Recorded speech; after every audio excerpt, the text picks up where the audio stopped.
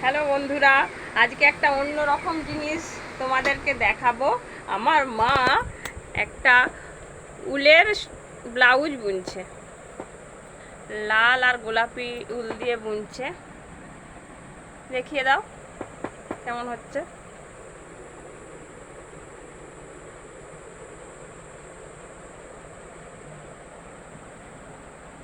এই দেখেছো বন্ধুরা, কি সুন্দর হয়েছে ব্লাউজটি।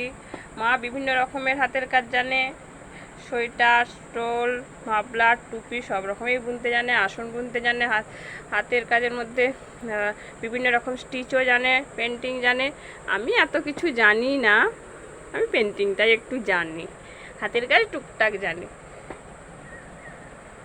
ঠিক আছে বন্ধুরা, এটা কমপ্লিট হলে আবার তোমাদেরকে দেখাবো কেমন হলো।